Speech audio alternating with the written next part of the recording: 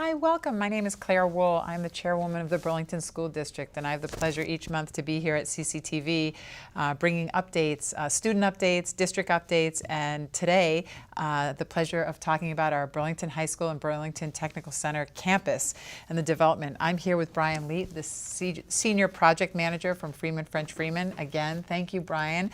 Thank you. We typically ask you to come on the show usually every 4 or 5 months to give us a progress update, and today I'm excited to see all the slides approved by Whiting Turner, our project manager, and our district department to share with the public. So some of these are first time that I'm seeing them and the public is seeing them. So thank you so much for giving us a glimpse of what the campus looks like today, being May, the month of May, and what we have to look forward to. So I'll hand it over to you just to give that overview of where we've come from. Yeah, construction's going very well. We're right on track. So, the big picture first is everything's on schedule.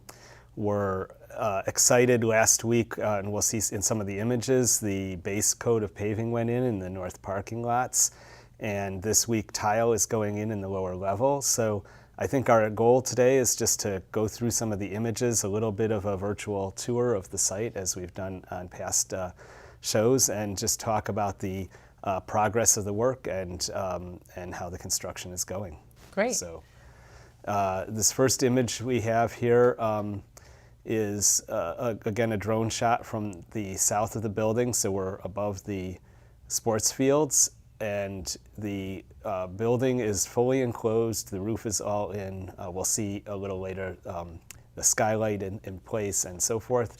Here you can also start to see the stairs and the sidewalk where it's going to ramp up from the sports field to the front of the building are all getting roughed in, and site work is progressing, of course, because our goal is to turn the building over really at the end of winter, just very beginning of spring of next year. Most of the site work has to happen this year. There might be a little bit of plantings that happen next year once the building's turned over, but the framing out of the site, all the shapes and pavement and so forth will be done this year. And so we can see that there. This is a view from the northeast, kind of looking above Arms Forest down at the east face of the building that's towards North Avenue. We can start to see the projecting classrooms, this kind of 3 stories tall set of classrooms that will have glass walls facing North Avenue. We call them classrooms. They're really going to be multiple use rooms. I've heard that some of them might be used for some study areas and some student support areas and that sort of thing as well. And we can start to see at the base of the building and along the north side, there's some workers there completing the base brick work. So there's a dark, we call it a Roman brick. It's a very long, thin brick horizontally around the base of the building. I think that's kind of the main thing to see. We're also seeing Arms Forest on the right, and there will be, where that road kind of goes to that side of the building, that will be a pathway around to the north entrance of the building for bicycle and pedestrian arrival for people who come from the north of the site into the site. Great. And this view looking right back towards downtown Burlington from the north of the building, you're seeing the parking lots. This happened to be taken on the day that they started base coat paving. So in the very lower right corner of the picture, and we'll see a better shot of it later, you see some base layer of asphalt in.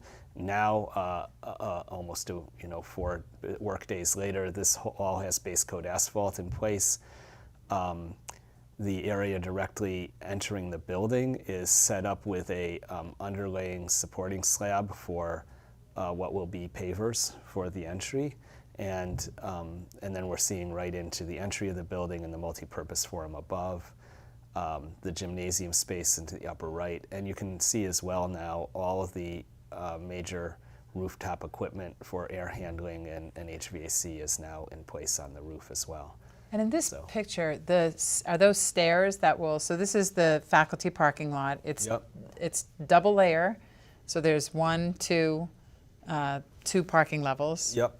They're all at a diagonal. I guess you pull in at a diagonal. And then is that a drainage pit there, or you have the stairs that go down right there? So actually what you're seeing there, but kind of in the midst of the stairs, so that the two parking, we call them trays. Oh, that's what I wanted to know. So There's parking a trays. curved row between them, but they are typical perpendicular in parking spaces as you come in.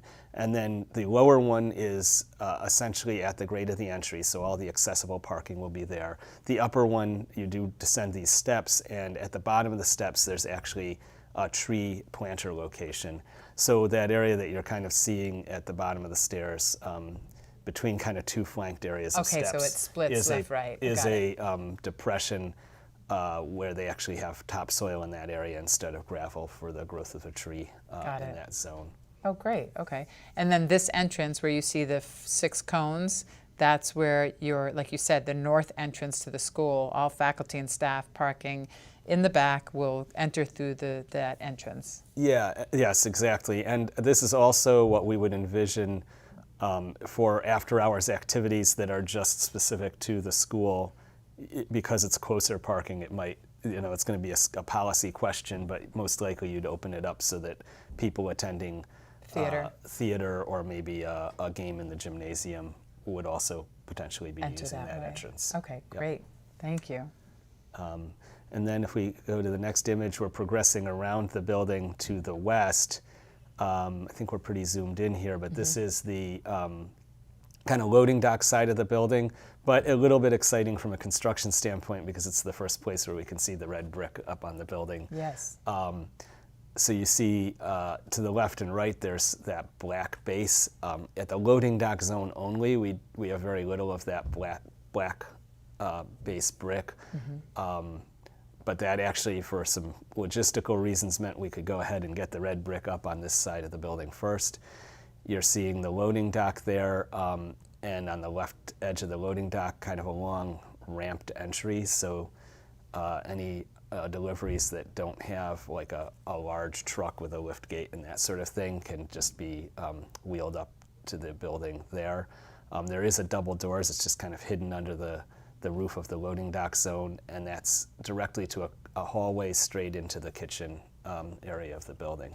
Okay, so technically the red brick below that area is the kitchen area, and then there's classrooms above that, and then to the right. Yes, so the red brick, the row of 6 windows on top are a couple offices and a classroom.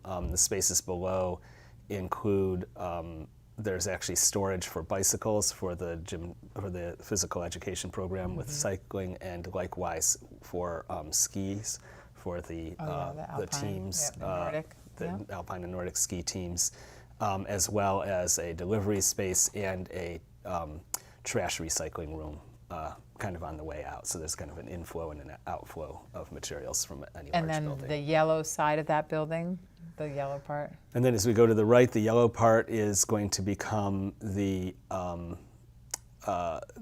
below the lower levels there are the technical center programs, and the upper portion, the actually top 2 floors have some of the, they're not really related, but similar types of programs from the high school. So things like design technology, computer maker spaces, art classrooms, made sense to us to put in the same wing as the technical center programs. Yes, for sure. So design tech is in that northwest side of the building. Yeah, southwest corner, yep. And that northwest and southwest, upper on the upper right of this image, there's like kind of one window that you see. That's the end of the set of art classrooms. So that actually is the pottery studio classroom. Great. And you can see a hole through the wall to the left of it. That's actually where the vent for the kiln will be.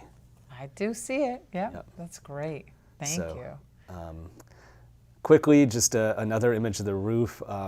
Exciting to see all the equipment on it, and in the center of this image you see a kind of blue and white pattern. That is the exterior view of the skylight, which we'll look at again from the inside. It's again a huge footprint for a building, but also kind of compact compared to what it could be given the number of spaces that there are involved. So this is coming back to ground level and looking at the outside, some of these spaces. This is the east classrooms that face North Avenue Yes. will have, as I said, the area that you're still seeing is open will be glass, and then the area that's framed, flanking it on either side, is actually going to be a granite material to kind of contrast with the brick and glass in other areas. And then on either side of that are where corridors end in the classroom wing. So those will also be glass, so that you have view from those corridors directly out. And it is up from the top level, which is the 4th level. It's a really great view out to the east, to the mountains. So it's a nice spot. And where is the beam that everybody signed? Is that in this this corner? The beam that everybody signed is tucked up behind the framing that you're seeing at the very top of the picture. That's what I thought. To Okay, support great. So it's the on front that edge east of the side. building. Great, very cool. Yeah. Thank you. And as you can see, you know, this area is we're starting. Really, it's the last of the areas to get finished out, and even here we're starting to get some ductwork into place, all fully protected with plastic to protect it from the weather. But this zone is, you know, we're getting excited about how closed in the building is. Most of the building is fully closed in, and even this space they've kind of created the back wall. Today, right? I've seen that. Isolates it, so we can do work inside. Here's a view from actually inside the building, up on the what's the 3rd level where the multipurpose forum is, and we can see the team putting the asphalt down for that base binder course on the upper parking tray. And there's one kind of the parking on the lower tray, one side of the parking lot is also in with asphalt. That was the moment when I took this picture. You know, by the next day, this was all asphalt. And are you saying, so that's where those tractors are laying down the concrete? That's the 3rd. The next one is the 2nd level, which is the ground lobby level, and then the Right. 1st level is? 1st level is the entry from the south. That's what I thought. Okay. Directly So off, directly in off the of front door. Institute Road. Yeah. Great. Oh, that's a great image. Yeah. Yeah. So that's them kind of rolling it in. And in the front of this picture, you can see kind of on the left the exposed concrete, and then the right where we're now seeing these people standing is the area which will have pavers as you enter. And again, all these openings are reserved for plantings, so there will be Fantastic. backfill with a more nutritious soil for the plants. Great.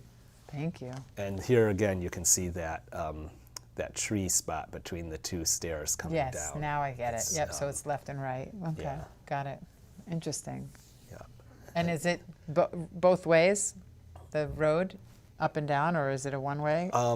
It is large enough to accommodate 2-way traffic, Oh, but although there might typically it's gonna be, might be a decision at a policy level to set a direction of flow of traffic, just to A one-way. minimize conflict for Yeah, that cars makes sense. backing in and out of parking spaces and that sort of thing. Great. So that kind of brings us around the outside of the building. We'll have to bring us inside the building. We've got a few more images. Oh yeah, this is from the north, looking back from where we were just taking the picture. Since we've been zooming in, if we could, there's a tower in the far left of this image. That is one of the stair towers, and it kind of has, it's like a grid on it. That is how the panels that will that will clad the stair towers are all held off with a series of little brackets. So that's a set of brackets that creates, yeah, you can see them much more clearly there. Okay. That creates the substructure. They then will get insulation between them, and then it's a wood look panel, a phenolic panel that will go on there and support that.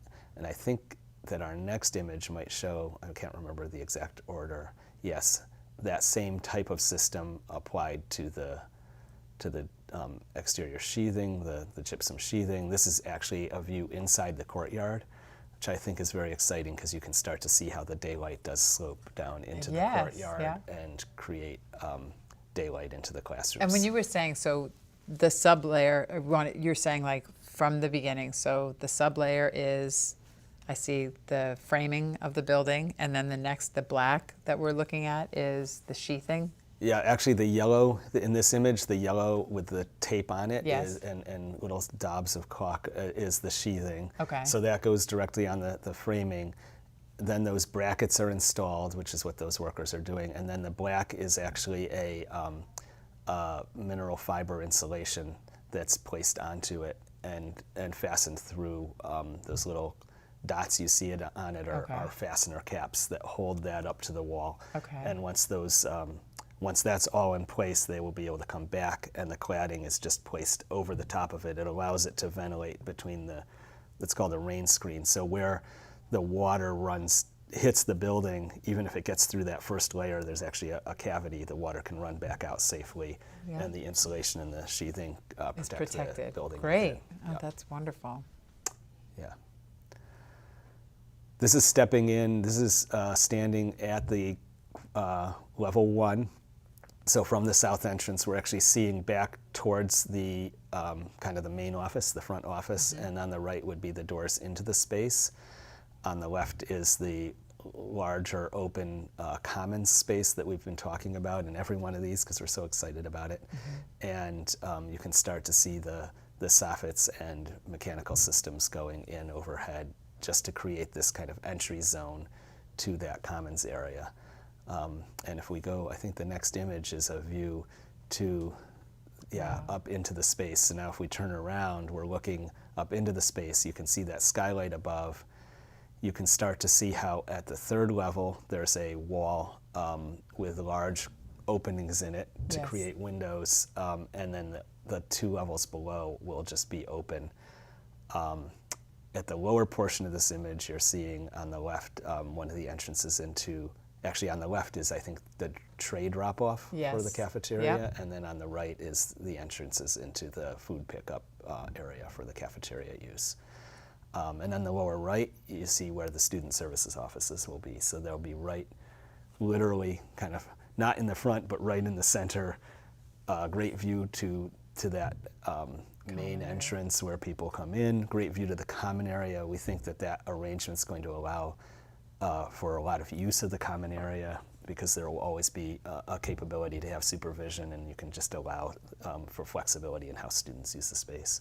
So if I'm looking at where we just were, like if you're coming into the building and you're on that first level floor and where we just entered, right there, I'm just coming in from Institute Road. I'm looking at in the front lobby. The actual entrance is on the 2nd floor from the parking lot, correct? Well, this is the entry on the south side from Institute Road. And if we look back straight through where the fireproofer, you can see WTBHS in the fireproofing. That's where the doors are from the parking lot. So it's the next level up. So you're looking up. Okay, got it. That's what I thought. All right, great.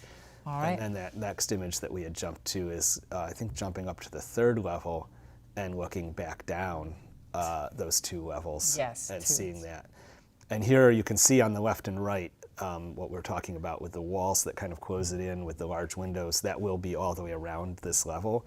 So you won't get the noise and commotion of that space downstairs up to this level, but you will still be able to step to that window and see a view very much like this with the skylight overhead. The 2 dormer windows at each end where the skylight is. Straight through at this level, we're looking into the space that will be the library, but a difference here is there's currently a construction wall, so we're not seeing the daylight that we would see through there. Right. And then directly behind us would be that multi-use room that we've looked at before. And again, you've touched upon it briefly, but for those looking at from this level, the 3rd floor, if you're on the 3rd floor and you're looking down to the common area, it is all glass.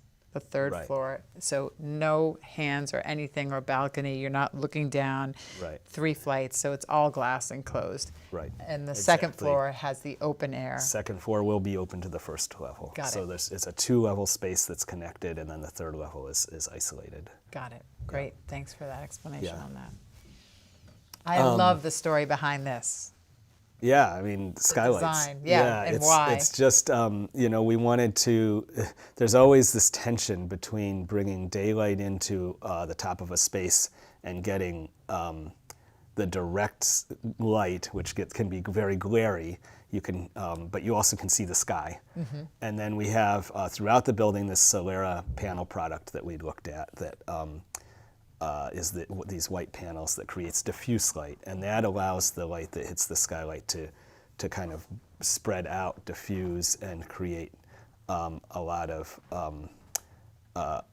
kind of benefit from the light, not just the shaft. Right. So we came up with this idea of trading off some of the space and being a little bit creative with the pattern, so that as you look up into the skylight, there's something to think about. And it's pretty neat when you see a cloud come by too, because you can start to kind of see it appear and disappear through the Right. different No, I panels. totally get the glare factor, and I love the fact that it's blue and white BHS colors and Yeah. BTC. I mean, We just very need cool. we need sunny blue days Yes, every day. exactly. That's all. But Yeah. thanks for explaining Yeah. the skylight and Yeah. the magnitude of effort it took to put it in there. Amazing. Yeah, it was and this is just kind of stepping into the food pickup zone. Of course, we're not seeing all the food service equipment here yet, but this space where these folks on a tour are standing is where students would come to get Pick their up their food, food. yep. And beyond that, we can see the kitchen area. So we can see,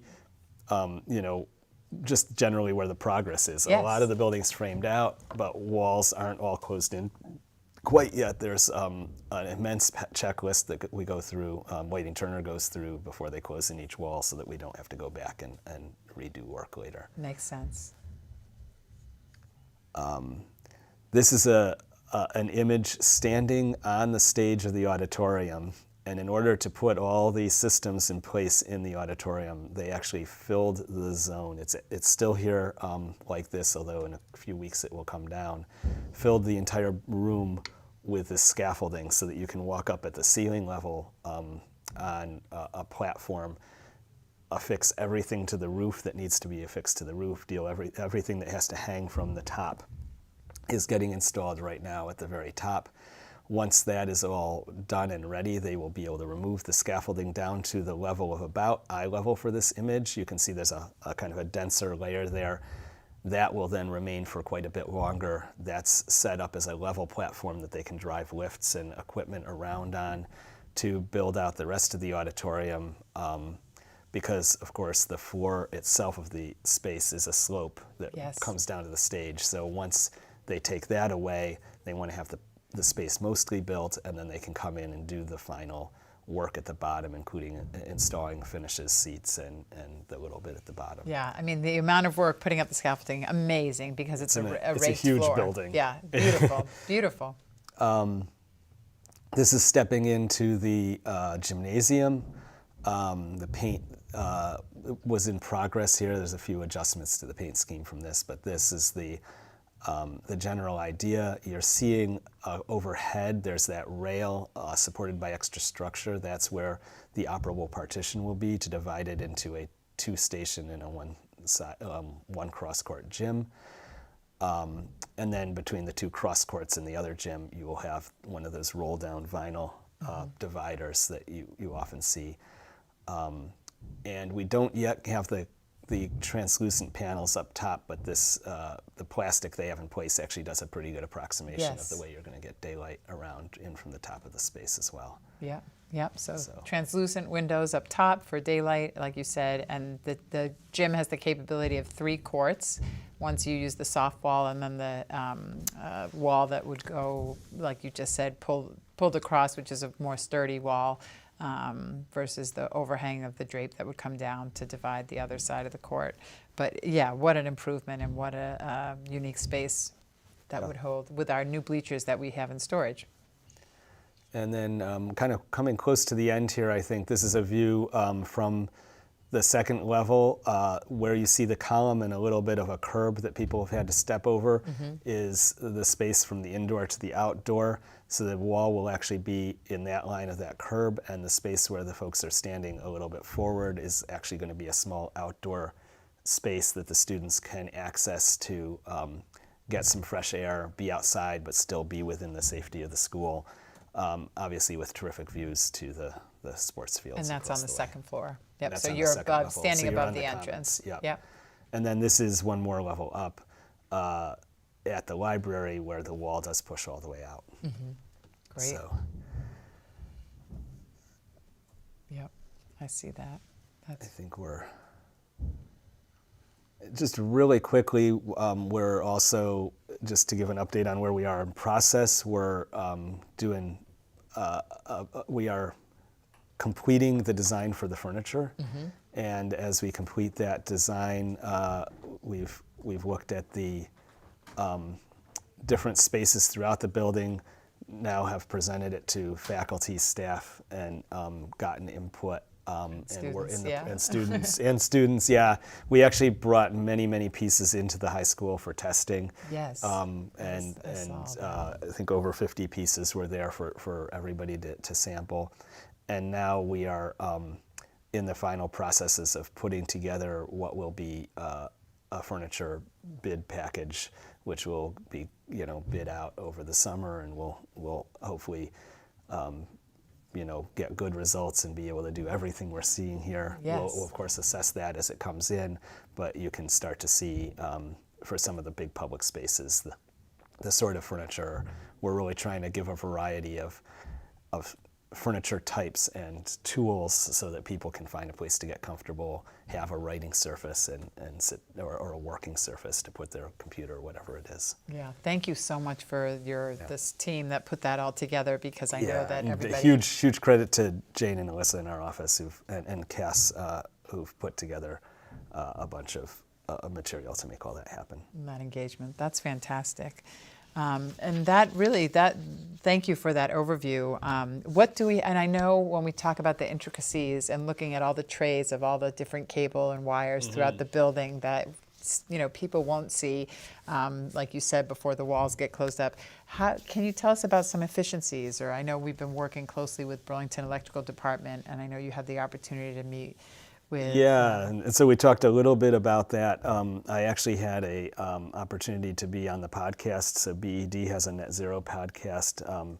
Jennifer Green from BED interviewed me a few weeks ago. So that's now available on the BED website if people want to go find that, hear a little bit more about the green energy perspective, a few other statistics about the building. We're super excited about having a fully electric building, and coordinating the heat pump system, which is a geothermal heat pump system, that means loops of water moving through the building to provide heat pump heating and cooling to each space. It was a whole complicated effort. There's a whole nother talk, of course, but sure.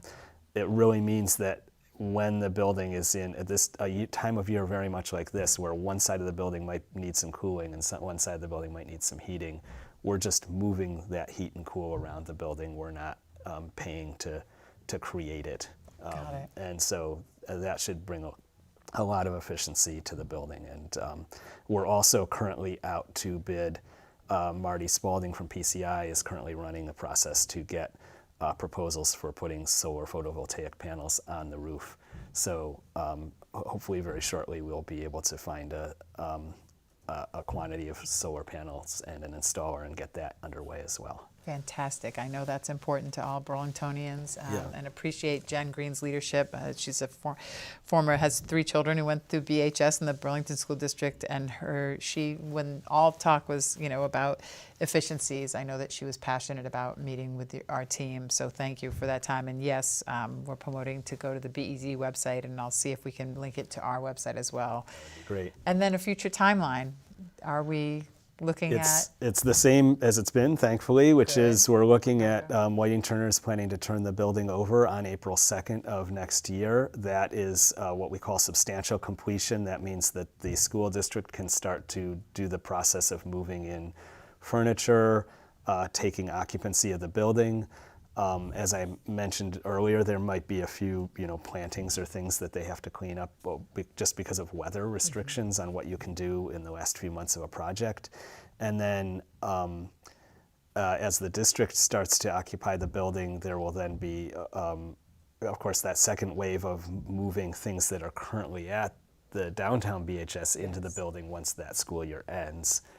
And those two processes combined with starting up and testing all the systems and so forth over the summer will be completed, and it'll be ready for students in August of 2026. So it's sneaking up on us very quickly. It's hard to believe for a project that's been going for many years. We're now less than a year from being done. Well, thank you so much for this update and timely update. I appreciate always, your time and effort. I know that we are providing school board members and city councilors and some city officials to be coming. We offered once a month on the last Wednesday, I think that, so we are including individuals so that we can start that process in this stage through the logistics that we can manage to get people in and to show them the space now that we have some protections around and safety. Safety is our number one concern, so we're not able to show it to the public, but that's why these updates are really important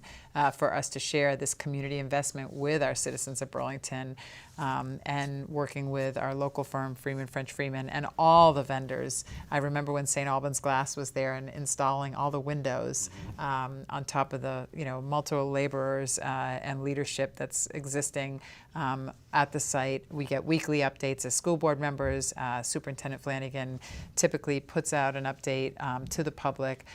But just, again, sincere gratitude on behalf of the Burlington School District for all those individuals working on this once-in-a-lifetime campus build. And our technical center and our high school has such a promising look to it already when you drive by at night, because you can see some of the work lights, and it looks, you can envision it now, and that's what people have said. And to see the magnitude of the site work, given the complexities of rain and drainage, and I know that we are completing the drainage project off the track that leads into the lake that had been in disrepair and sort of defunct for over 40 years. And really improving. I think this project is taking everything that it's touching and improving it in some way. Yes. So to last for a lifetime. A long time. Yeah. Well, thank you so much on behalf of the Burlington School District. Thank you. Brian, thank you for your spring 2025 update. We look forward to our next one, which we'll plan for in the fall. All right. Thank you. Thank you so much.